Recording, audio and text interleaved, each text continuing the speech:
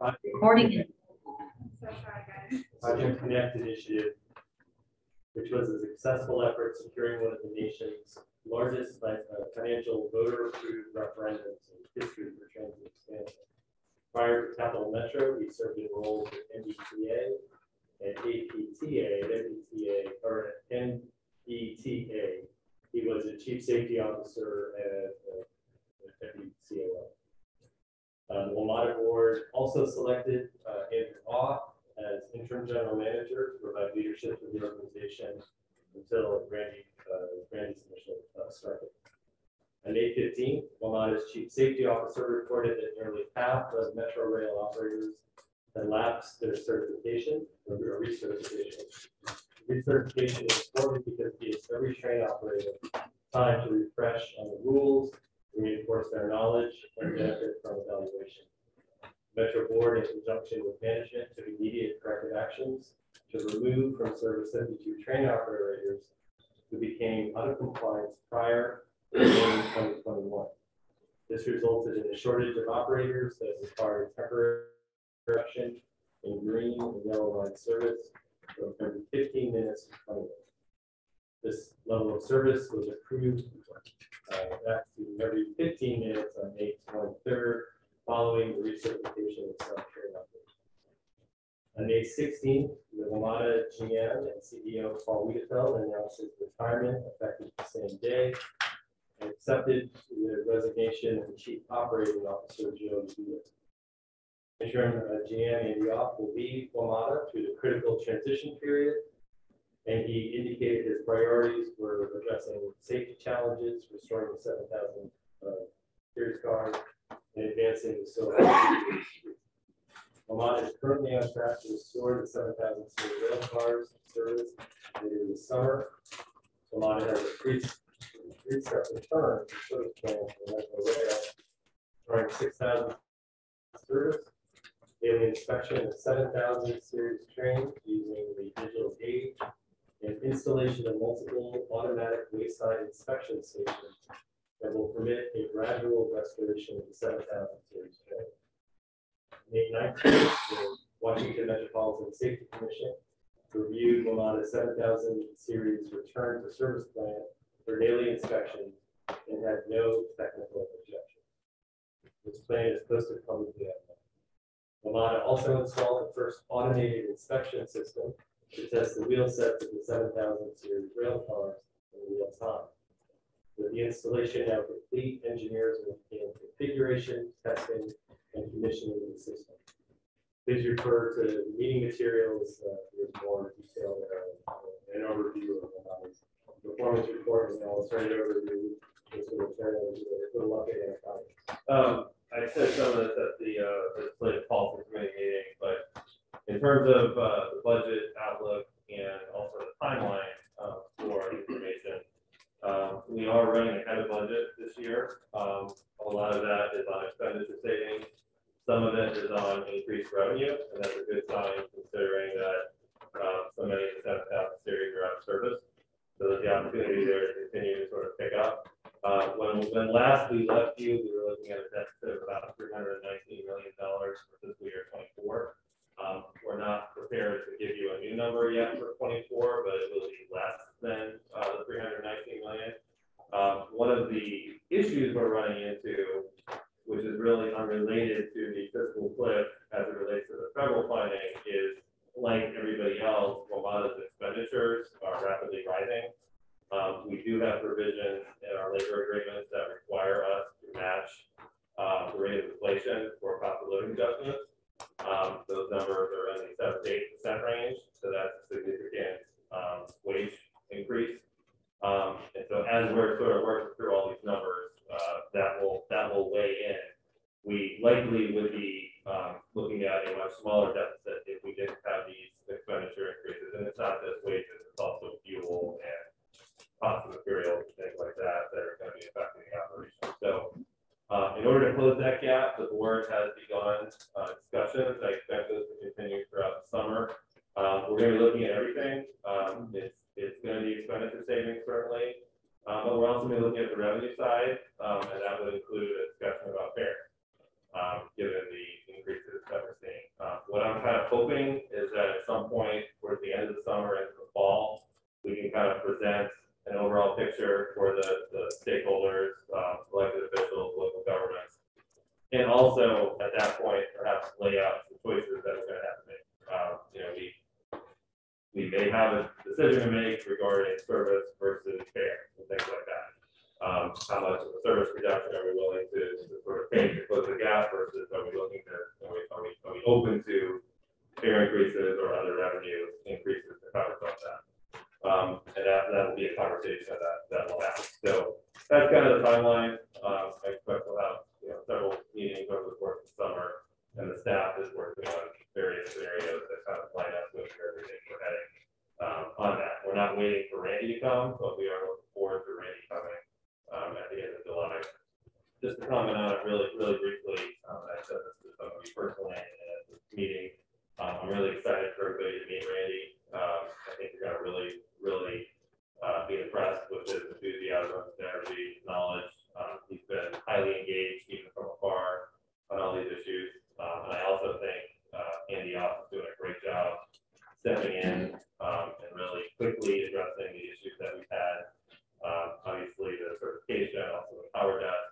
There have been immediate steps taken, on the recertification issue, quickly getting operator certified. We only had about a 4 or 5 day service interruption there. All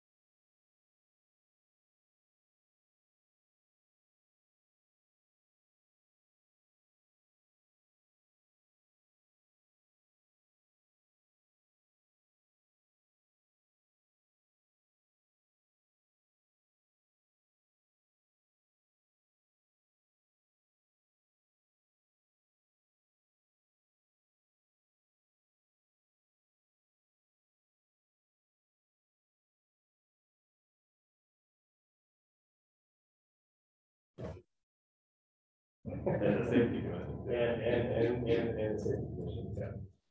But I'd say a line share the question directly toward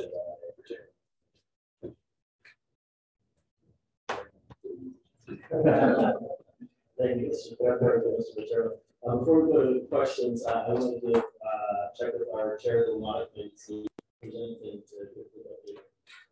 Just a couple of quick updates will be the NVTC WMATA committee is going to be meeting on June 16th at 6 p.m. and also again on July 21st at 6 p.m. And at the June meeting, we're going to be talking about the 2022 annual report on the performance and condition of WMATA. We're also going to get an update on Metrobus research from NVTC staff, and we're going to continue this wonderfully exciting, fun discussion of WMATA funding. Everyone is welcome. All right, now. Thank you, Mr. Chair. Matt, are there projections for the Silver Line? I mean, it's only a small segment of one line, but it is the Dulles Airport connection. Are the projections for revenue folded into the budget, are they significant? They're really not. There was a placeholder number that was put in the budget, which I don't even want to say because I don't think it's accurate. Okay. It was. I mean, we were projecting to have service in this fiscal year, so that was part of the problem. Obviously, we don't. Right. So it is built into the 23 budget, which goes into effect in July. But I I think that the revenue estimates are very, very conservative because there really was no good model to look at for what they would be. And so, I did recently have a meeting with Jack Potter about a number of things, including civilized stuff, and we were talking a little bit about ways to market that, particularly for international travel when it comes back.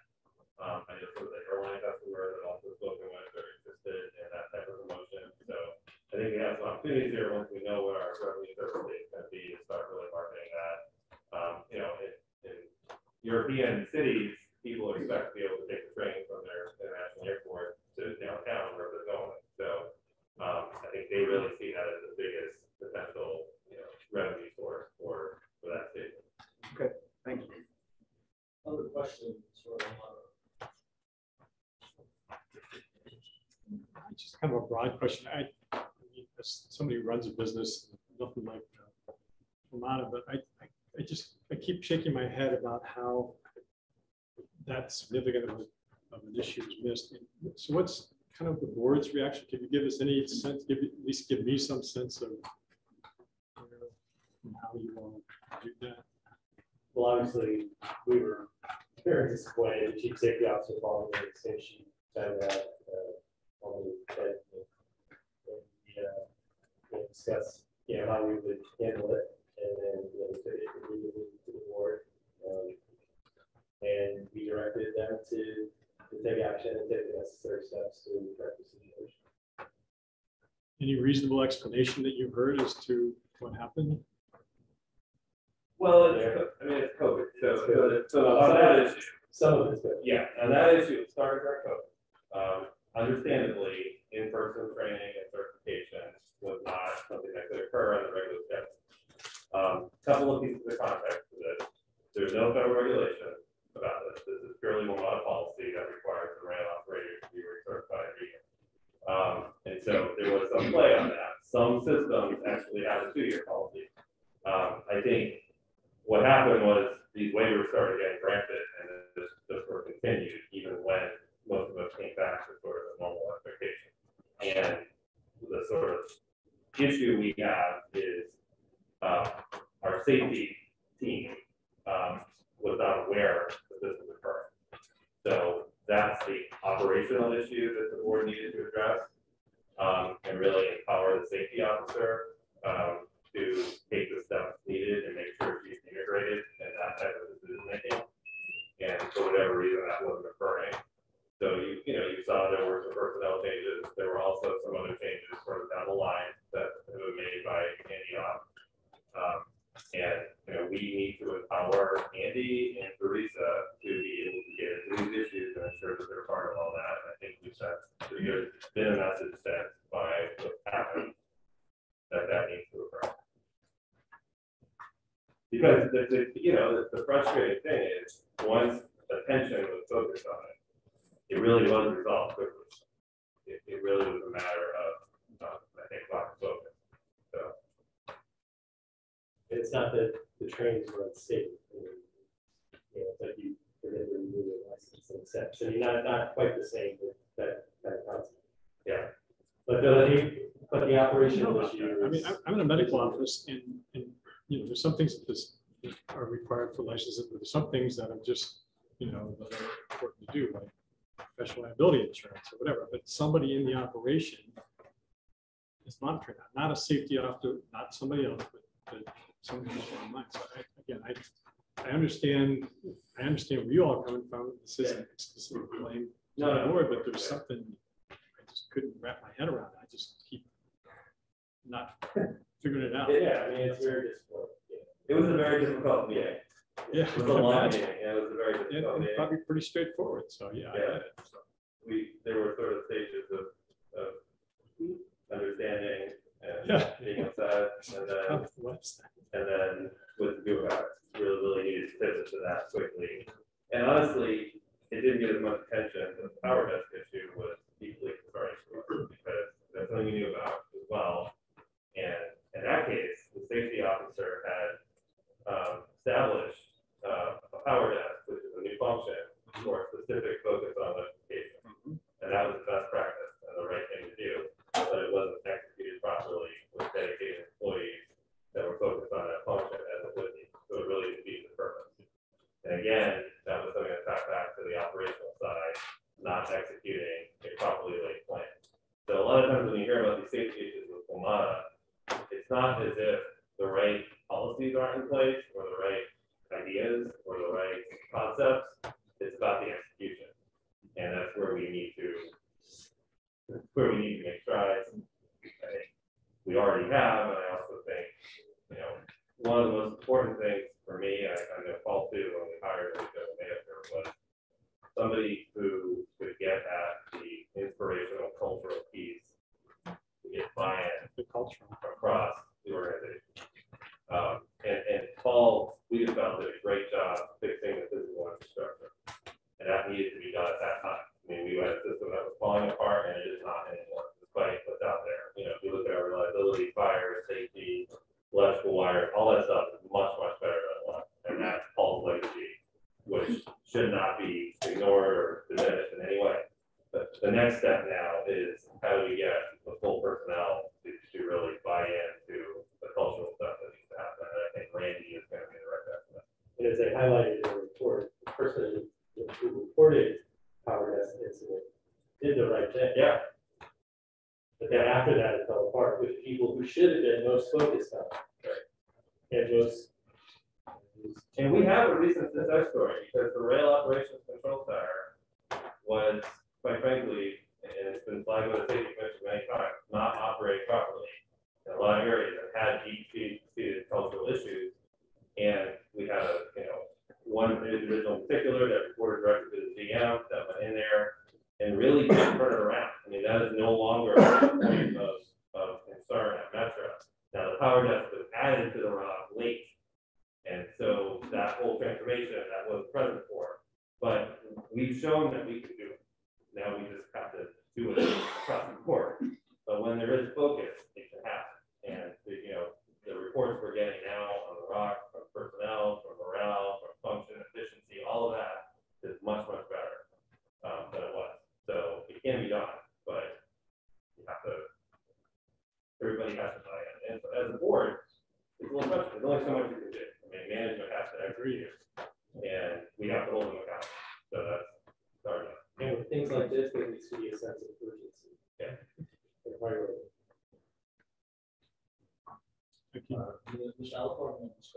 Yeah, just to follow up on that question and comments that were just made, I want to commend the Virginia board members for stepping up and acting as you should as the governing body. I know it's been a little bit crazy, but the changes that had to be made in terms of personnel.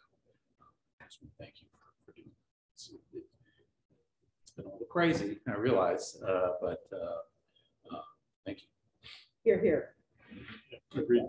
Thank you. That's actually exactly what I was going to say. And I think it could be you because there was a leadership transition underfoot already. It's easy to sort of undersell that. I mean, Mr. Sheriff said just sort of put the line as a governing body, right? Your responsibility presented with that kind of problem is to act with alacrity and to release a very clear message that it will stand. It's very clear that we'll move forward to that. And I think that is a message that will probably be conveyed in her board even as Randy starts. So not an easy decision, but the right one.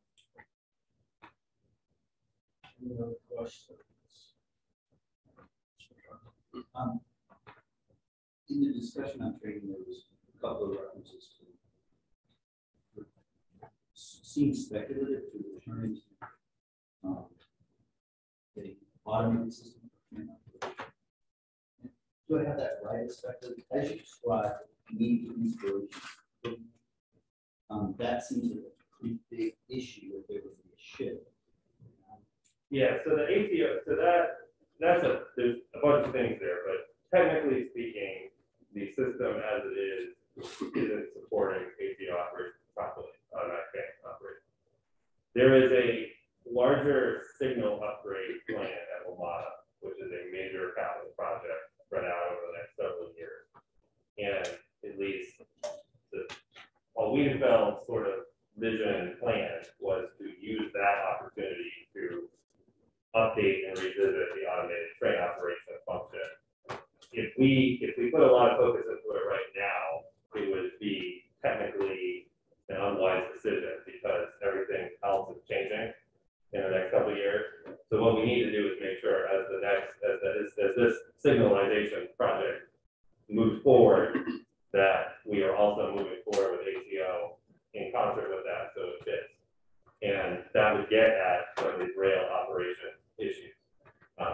still have a rail operator, but, you know, you're removing that responsibility of some of the things that might happen in terms of signal overruns and those kind of issues. So Randy Clark specifically mentioned it in his opening press conference, which I thought was notable as something. And so we'll see what when he gets in and gets full stock on things, how he's doing it and what he thinks can be done from a capital technical standpoint. But it's something he's very much aware of. That's very heartening and consistent with what you just said, sort of accountability and seeing through the fall. So grateful for that. The board is going to have to retreat with Randy prior to his Just to reiterate from the time you say, the recertification process, the plan. Yeah, so I think more than half of the 72 that we removed have been recertified already. In fact, within 24 hours, like 10 or 12 work that had just one piece to go. And then the remaining, those were the folks that were more than 2 years expired. The safety officers sort of assess that as a risky group because that is outside of standard industry practice. You know, as I mentioned, other systems have a standard 2-year recertification. So now the next step is the operators that are between 1 and 2 years. And there is a plan to have all of them certified as well, recertified within the next, I think, 6 weeks it was. And then on the bus side, this issue did not exist. There were regular efforts to keep operators certified. There were a handful that fell out of certification because of medical issues or things like that. And that's being addressed, but that's not the same kind of issue that we had. Right. if air transit is all private contracts, so there's companies. Yeah. But they have different set of. And I guess I'll just say that we always kind of run into this, like I said before, because a lot of the discussions that they'll have or happen in closed session. There have been long meetings in great detail about a lot of issues. So I think sometimes media public doesn't think the board is engaged, but these are not discussions you could have in closed session. So, but we have long meetings. Just to echo some of our colleagues, thank you guys for what you're doing. And I do believe that the board and I can participate. All right, no more questions for our Mono folks. We're going to go ahead and move to our next item, which is a report to the chair of the program advisory committee. And Mr. Snyder is out this evening. We're going to have Mr. Bobby. All right, thank you, Mr. Chair. We have one action for the commission tonight is the approval of resolution 2478, which would approve the I-66 commuter choice FY 23 to 24 program projects for submission to the CGB, and then also authorize the executive director to execute the standard project agreements for the grantees. So basically, we have 7 projects tonight that we've talked about at the PAC and also at the commission last month. As well as the administrative costs that we have here at NVTC that covers the ongoing oversight activities and staff. We have 7 projects in total. Last month it was 6, and there was a discussion on the commission about adding that 7th project. We were able to do that. Ben and his team and Scott and the finance team were able to find the money to be able to do that. So really appreciate that, all the hard work that it went into that. So I'm going to turn it over to Ben to give you a little bit more details about that, and then we'll be looking for an action to approve. Ben. Great, thanks Alan for the overview. So the 7 projects included in the recommended program are identified on handout each of your seats. This is agenda item 5A for anyone online. You identify there, I believe. So in terms of what that includes, 7 projects include 2 rail capital improvements that would leverage a total of over $160 million in funding and provide decades of benefit to commuters in the I-66 corridor. There are continuations of 3 established Fairfax Connector and OmniRide commuter bus routes that are experiencing rebounding ridership as commuters now actually return to work sites at least part of the time. There is a reduced fare campaign on OmniRide's routes from western Prince William County into Arlington, DC that would take effect once the outside of the Beltway Express lanes open to help boost ridership on those services.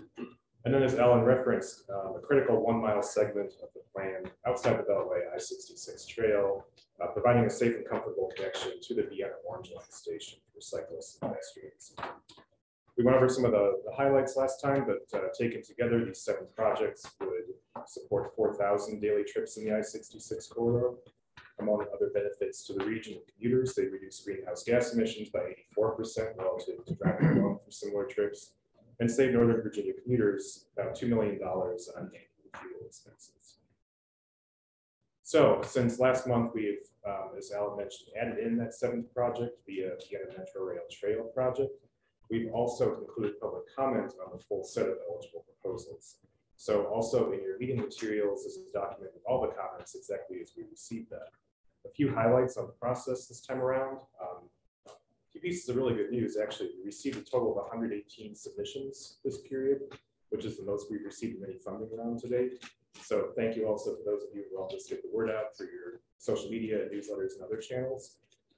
Many of these were expressing support for particular projects or for commuter choice in general. And even beyond the submissions, we had good engagement. There were over 3,000 full views of Chair Aguirre's video reading introducing the comment period. Very popular. And over 500 visits to our public comment web pages, which provided information about the projects and ways to comment.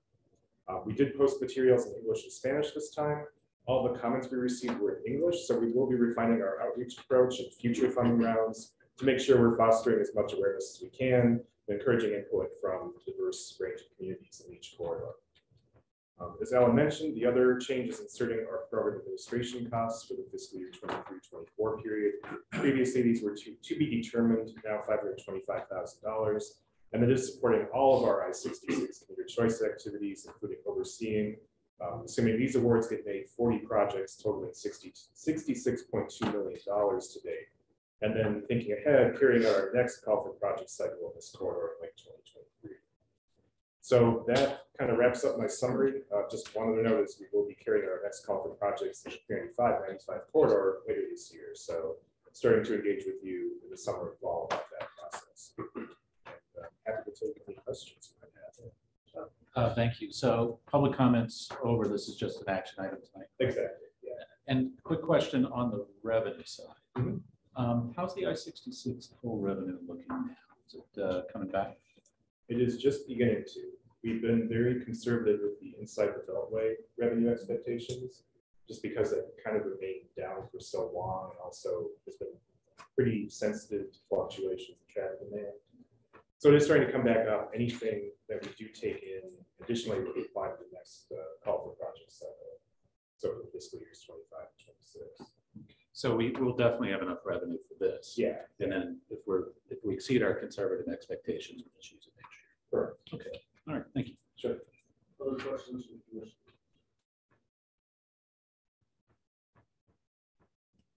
Thank you, Mr. Chairman. Great package. Very happy to support it.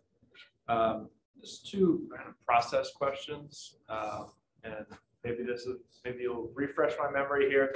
But in terms of when we're evaluating the projects, is there a standard methodology to determine how many riders, users, passengers there will be for each mode?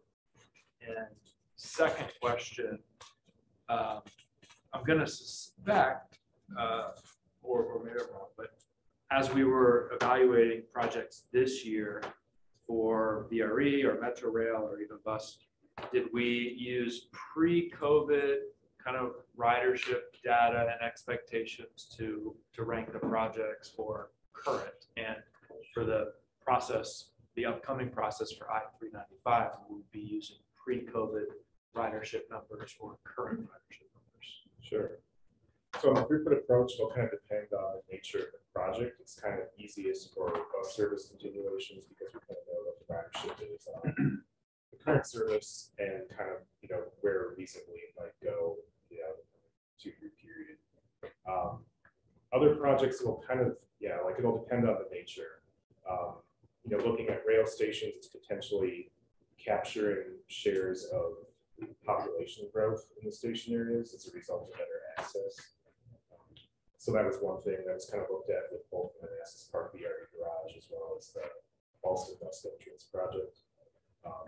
And we did, the throughput estimates do pertain to the open year of the project. So for the capital projects, it's looking out a little bit further. So there's a bit more time for ridership to kind of hopefully continue to rebound on various modes.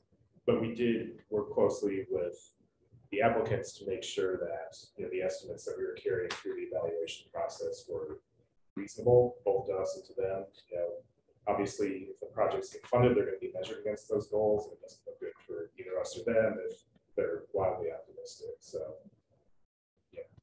Okay, so it sounds like in terms of how you determine the throughput, it's kind of case by case. Kind of case by case.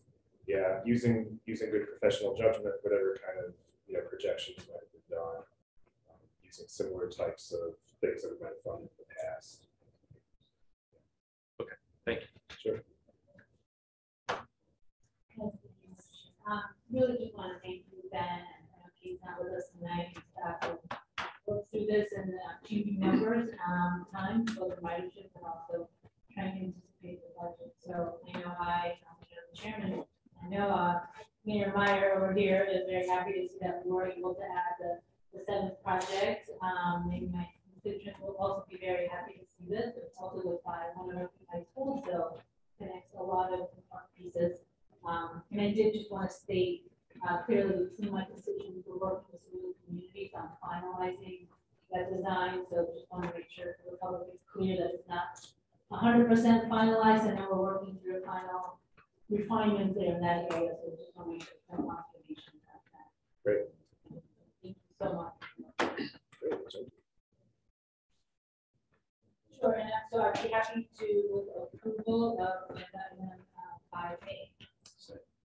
Motion from Ms. Fletcher, second from Mr. Conti, to approve resolution 2477, approve the representative program of population submission to authorize executive director to execute the standard project agreement.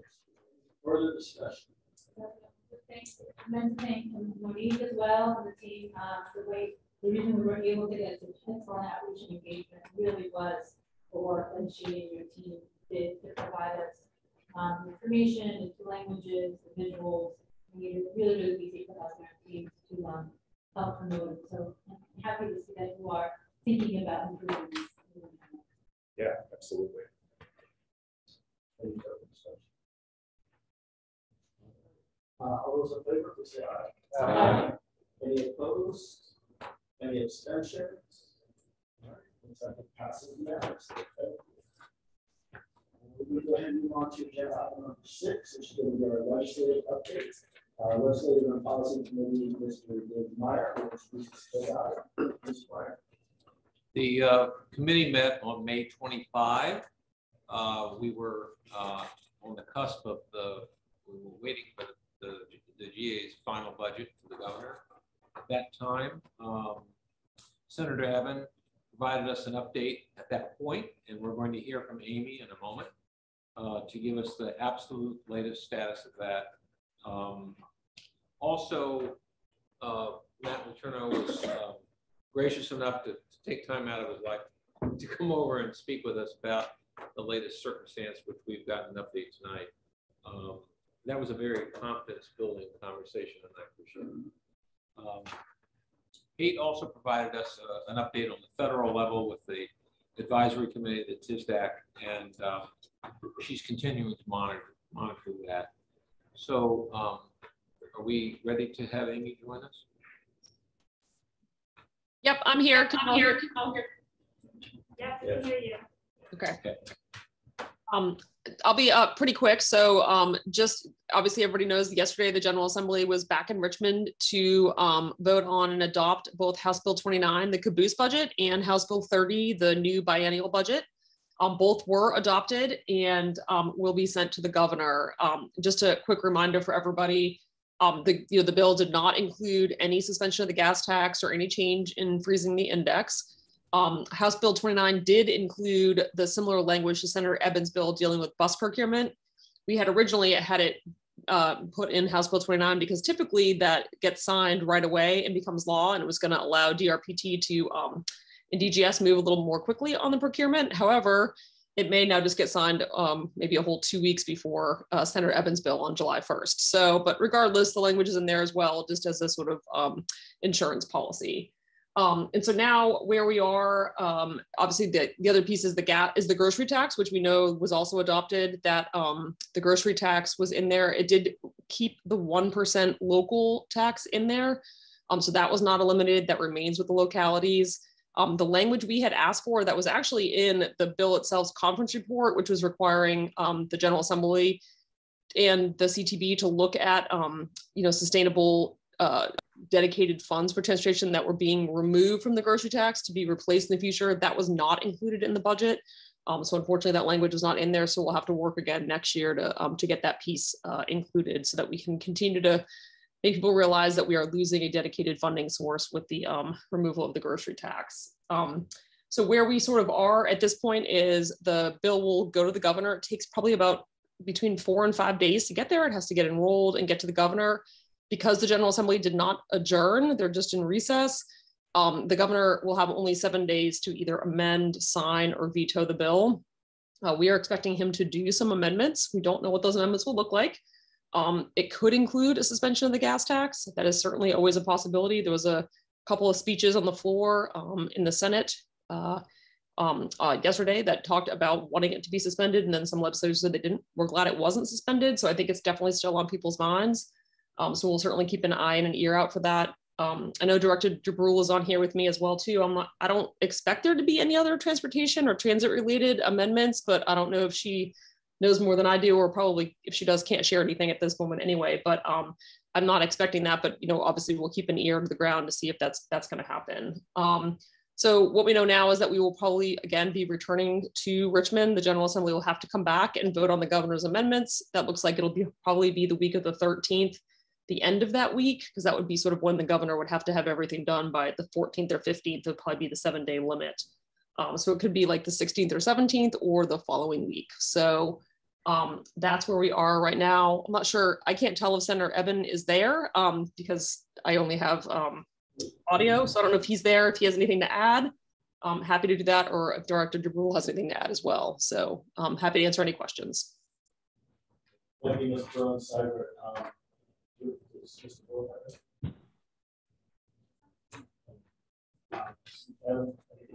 No, I think Amy gave a good summary and forward to see what actions unfold next. Any questions from the commission? Concludes our committee report. All right. Thank you so much, Mr. Meyer. Thank you, Amy and Senator. You're welcome. We're going to move on to VRE, and we have our CEO from VRE, Mr. Shelton, to provide the report. Thank you, Mr. Chairman. Good evening, commission members and others. I'm going to be pretty concise. You do have my or the CEO report in your package. I'll be fairly concise because we do have some action items to get to in a small presentation. But I do want to hit a couple of things. Number one, ridership.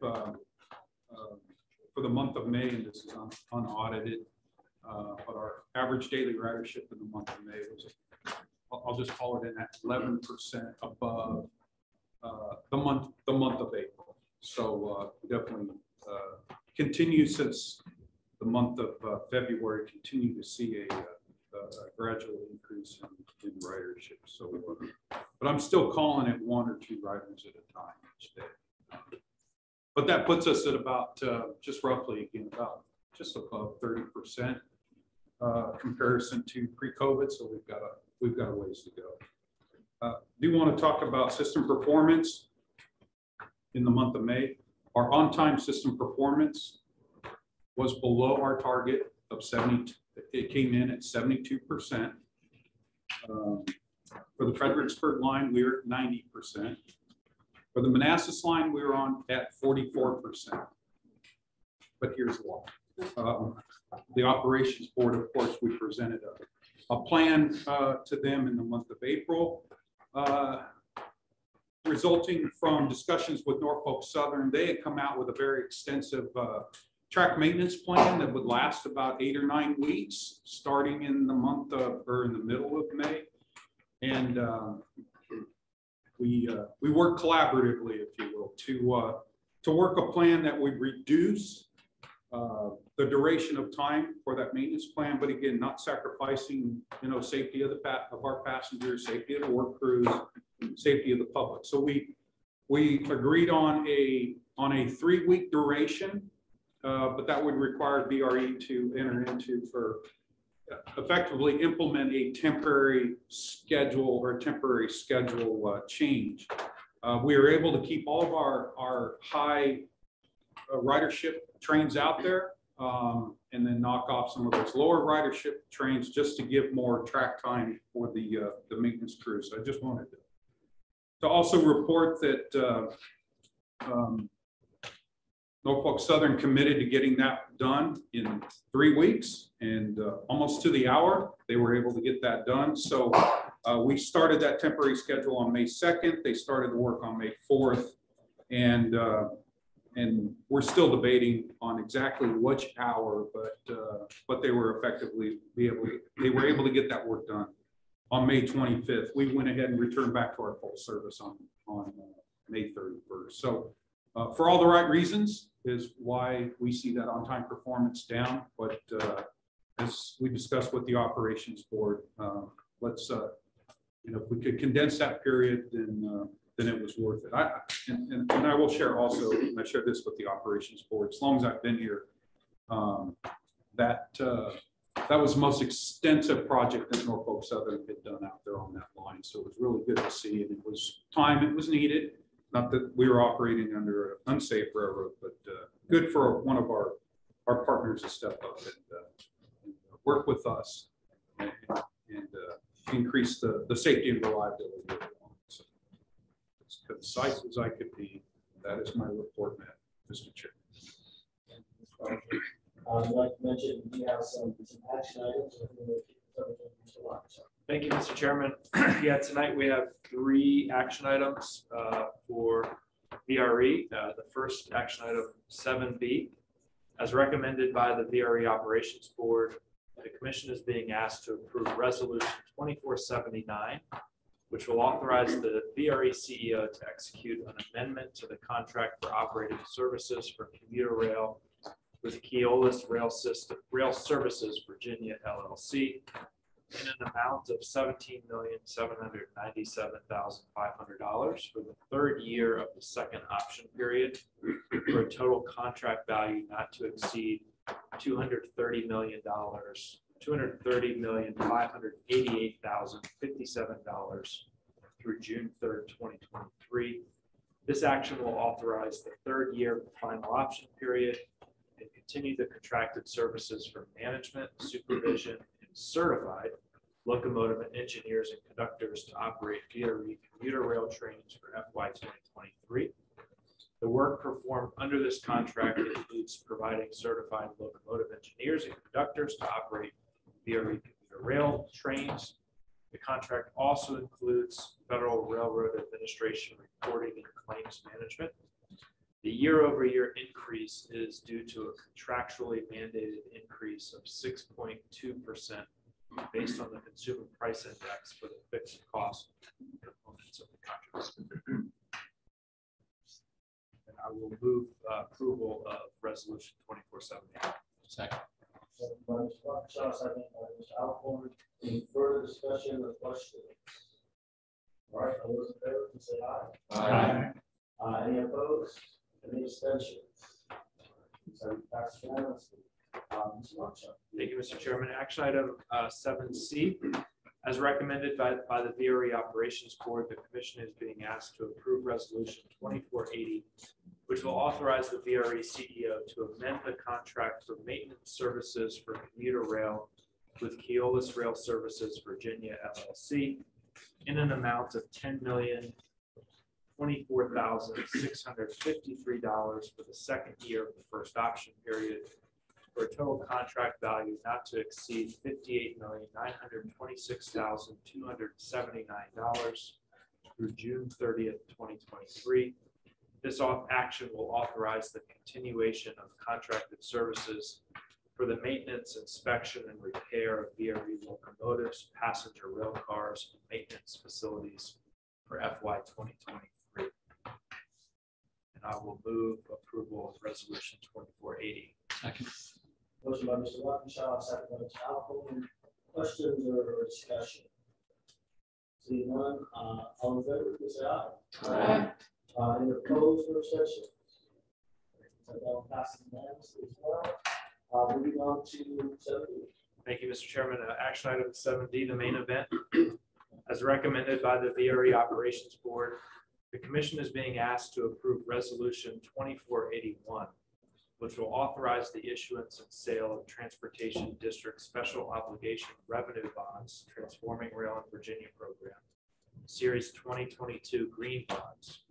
In accordance with the VRE Master Agreement, NVTC is designated to be the issuer of all bonds and notes to finance project costs related to VRE commuter rail service, with the authorization and consent of PRTC also required.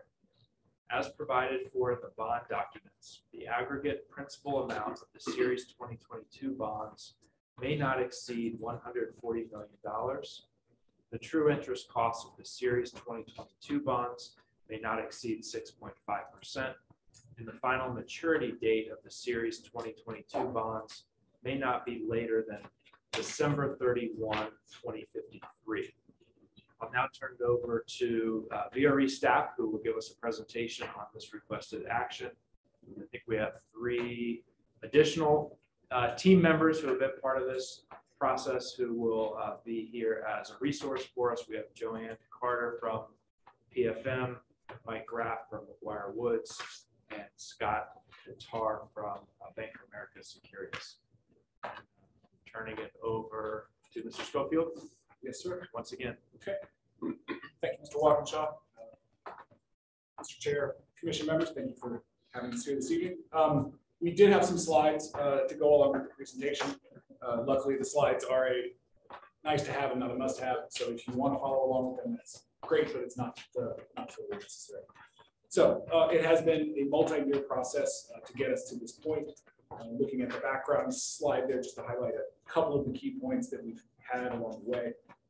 In 2018, the General Assembly created the Commuter Rail Operating Capital Fund, which we call CROC, to support all aspects of the VRE commuter rail. The statute that created this CROC specifically allows for those revenues to be used as the backing on a debt issue. Then in December 2019, there was the landmark agreement that was announced that we now know as Transforming Rail in Virginia, or TRV, that will expand both commuter and intercity rail across the Commonwealth. In March of 2021, VRE and the commissions entered into a funding agreement with the Commonwealth that committed us to the issuance of the bonds that we're here to approve this evening, backed by the CROC. And the net proceeds out of this debt issuance will be paid to the Virginia Passenger Rail Authority, the VPRA, to assist in the purchase of rail right-of-way from CSX Transportation. This right-of-way is a critical component of the entire TRV program. And last, earlier this year, all 9 of the VRE member jurisdictions independently and unanimously consented to the issuance of the debt as required by the master agreement. So just to overview the bonds real quick, if you keep just one thing in mind about this transaction, it's to remember that we have committed to a certain amount of annual debt service. We have not committed to providing a certain amount of net proceeds to VPRA. So even though the market may have some uncertainty, we know what the debt service is that we're going to have to pay into the future. At the same time, of course, though, in light of the fact that the market can be uncertain and not knowing what things may look like later this month, we do have to put some parameters in place. And so these are the maximums that Mr. Walkinshaw just mentioned a little bit ago. Specifically, one, that the aggregate principal amount of the bonds will not exceed $140 million.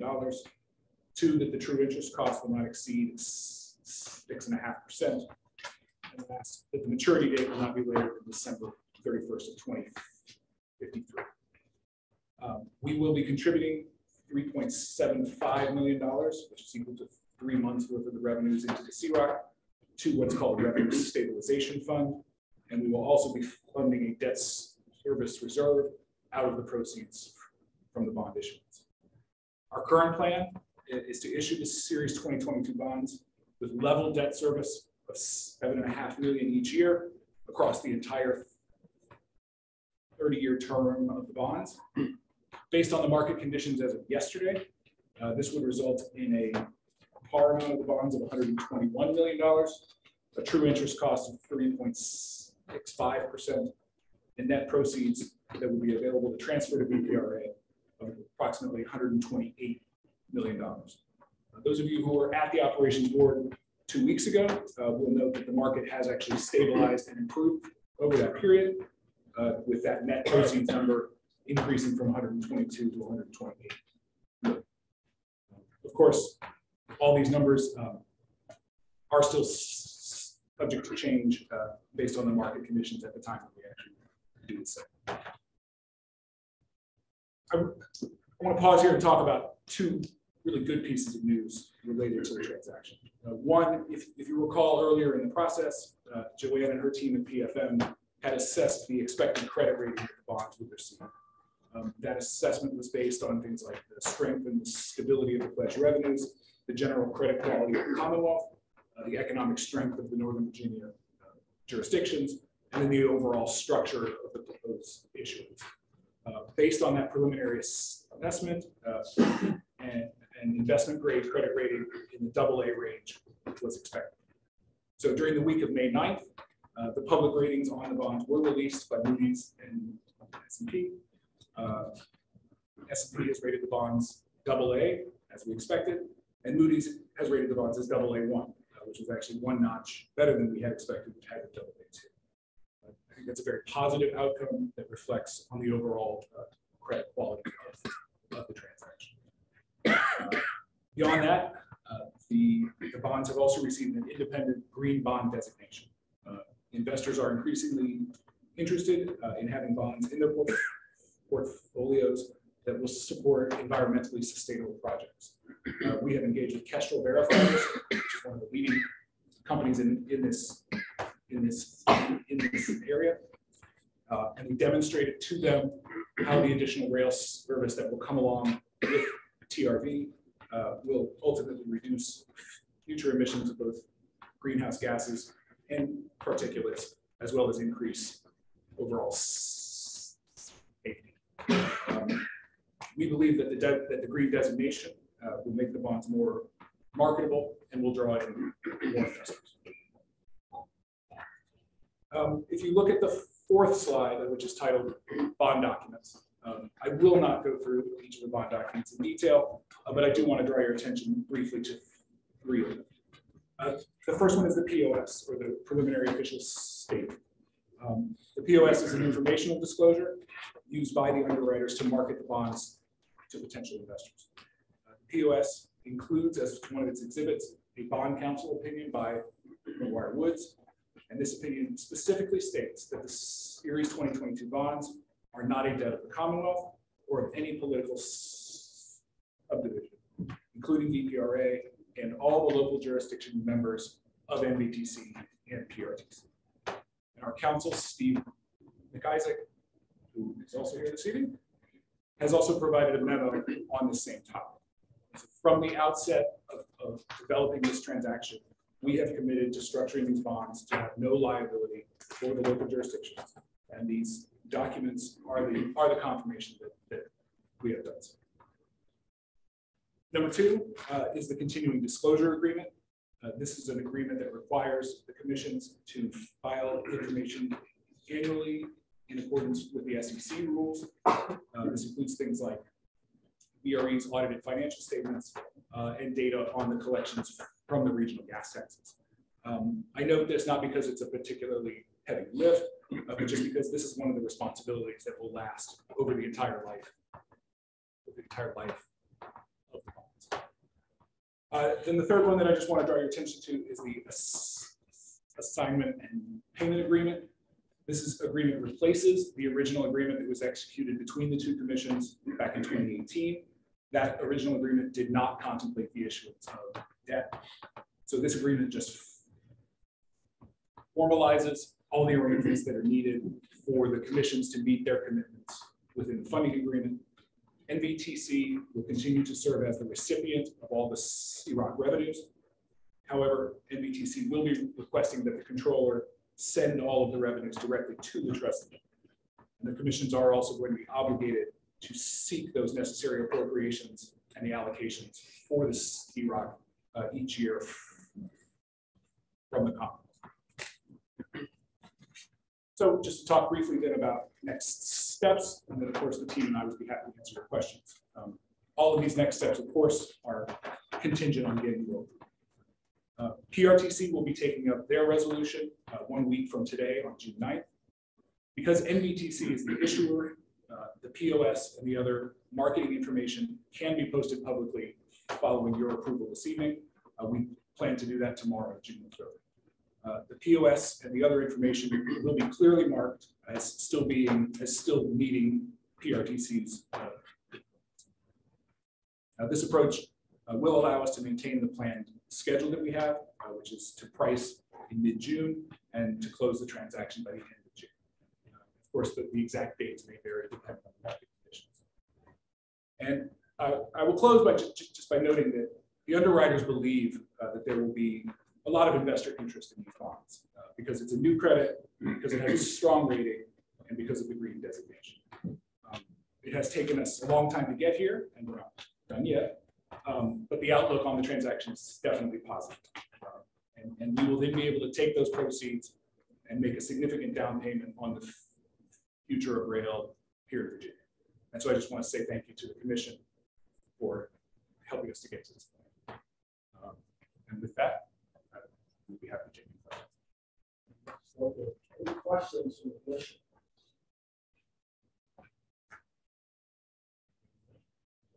But I could do this after the motion, but I just want to thank Mark and Rich and Steve and the entire team. This is a process that has taken years, and we're now at a really key moment, and an incredible amount of work has gone into it from the VRE staff and operations board members over the years as well. And I also want to thank the Governor Northam and his administration, and now Governor Youngkin and his administration for their continued support of this.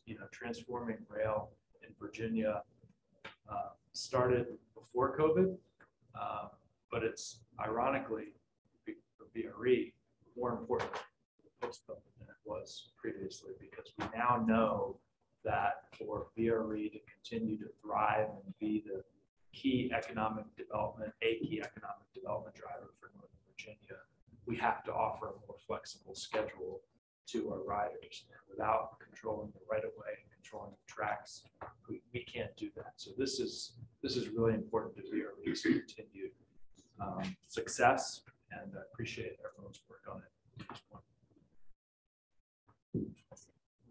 This is my last opportunity to see it. We're the end of the marathon. I'm so excited about it too, and I'm gonna put that in this role each other.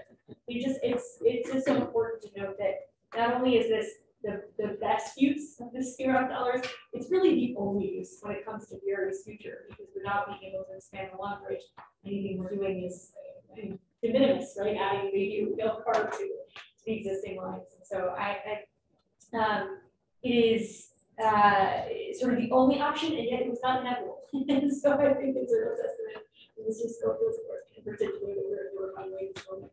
And I am just very excited, as Mr. Wackenschlag made it, to see what the future of the rail could look like for our region once we have this expanded capacity. So a great deal of enthusiasm. Share sentiments, my colleagues. And with that, is there a motion? Move approval of resolution 2479. Second. Yeah. All right, any further discussion? Hearing none, all those in favor, please say aye. Aye. Abstentions? All right, so we'll pass it down. Years to make this. Congratulations.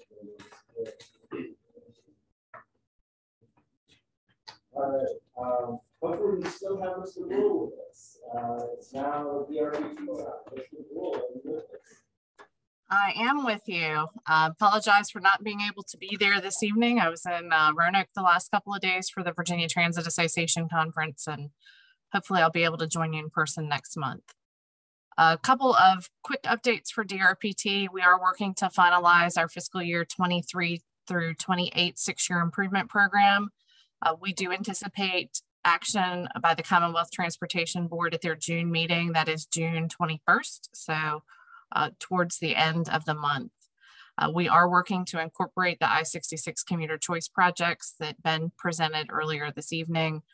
So that will be incorporated into that action for that meeting as well. Another thing that I wanted to mention is we are working alongside VDOT. They've kicked off a new I-495 Southside Express Lane study. We are working in parallel to that study to conduct a complementary study of transit and TDM in the corridor, much like we have in other corridors like 66, 95, and 495 next. We are looking at a range of potential multimodal solutions that could be implemented to reduce congestion and done in concert with any work that VDOT may ultimately do in the corridor. So the work we're doing is going to feed into their NEPA process that's underway. We had our first stakeholder working group meeting last week, and we are on track to complete the study this fall. We also celebrated Bike Month in May and did a lot of outreach to highlight how biking ties in with transit and transit usage, emphasizing the economic and environmental benefits of bike commuting as part of our broader portfolio of commuter programs. So we got a lot of good feedback out of that, and we're really pleased to be able to celebrate that along with our partner agencies in Northern Virginia. With that, I will conclude my report for this month. Any questions or comments from Mr. Brewer? No, thank you so much, Mr. Brewer. I look forward to seeing you next month. Looks like we're on our last agenda item, and I'll turn it over to you for our executive record. All right, thank you, Mr. Chair. A couple of brief things. I'll be over tonight. Hopefully I had a chance to look at the newsletters in the packet tonight. There's a lot of highlights in there of all the things that NVTC has been doing for the last couple of months. It's been really great to have our folks getting out and about again. A couple of weeks ago, we had a big Northern Virginia meeting with our colleagues from VRE, NVTA, CTV, and lots of other acronyms here in Northern Virginia. It's great to see people out there, get public opinion, and get some comments on the 6-year plan and some of the work that all of us are doing. Also, as mentioned earlier, a lot of our folks have been out and about getting back out to conferences safely. We've had a couple of folks down at Virginia Transit Association for the last few days. Our commuter choice team is headed down to Sunny, Miami to talk to the Road User Charging USA conference to talk about tolling and all the work that we've been doing when it comes to investing those toll dollars in something besides roads and getting into transit and all the work that Ben just highlighted a little bit earlier. I do want to take a moment. We have a couple new faces as part of the NVTC team tonight. I have Henaveva Cottrell. She is waiting over there. She is Kate's executive assistant. She joined a couple weeks ago. So some folks met her at the Legislative and Policy Committee. She joined, and she's been very instrumental helping Kate keep getting out there, keeping organized, and keeping us moving along and making sure that Kate's out there as the face of the organization. We also have 2 summer transit fellows who joined us yesterday and today. Daniel Segura and Jonathan Bonilla, 2 gentlemen over there, joined us. They're going to be doing a lot of work with us this summer, looking at bus priority in Northern Virginia, what's out there, what's planned, some exciting stuff there. And also we had talked a little bit earlier today about funding. How do you fund transit across the United States? What are the options? What are the alternatives out there? So we're doing some work behind the scenes and working hard on those reports in the summer. We're welcoming a couple of new faces, but unfortunately, Patricia's not here tonight, but today was her last day. She was our program manager for the Transit Technology Program. She's moving on to the Federal Transit Administration. She's going to be working on zero-emission bus work over there. So hopefully our paths will cross again as we delve a little bit into zero-emission bus stuff at the state and local level. We have a colleague across the river, figuratively, literally, over at FTA to talk to and provide those resources to it. So we're sad to see her go, but it's a great opportunity for her, and it's nice to have those contacts out there. We also have our new park marketing campaign launched this week. It includes ads on radio, streaming audio, streaming video, online social media. I'll also conduct a couple rounds of email marketing. And for the first time, we have a significant portion of the campaign that is going out in Spanish. I hear these ads pretty regularly when I'm commuting in the morning on NPR. So the word is getting out there, reconnecting folks to their rides. We're hoping to get folks back on transit. As always, we have our April financial report in there. Scott's always available for anybody if you have any questions. A very quick reminder that in 2 weeks, on June 16th, we'll have our next WMATA committee meeting, as Mr. Alcor mentioned. And then approximately a month from now, on July 7th, we'll have our next commission meeting. That concludes my report, Mr. Chair. Thank you, Mr. Frye. Any questions or comments from Mr. Frye? I just want to echo what you mentioned, good welcome to some learning places, what you mentioned for summer, and also just want to share, like someone who gets aside us with losing this half, we're definitely great to see her moving on to new things. Like you said, hopefully it's going to pass that. And that's it. Unless there's anything for the other order.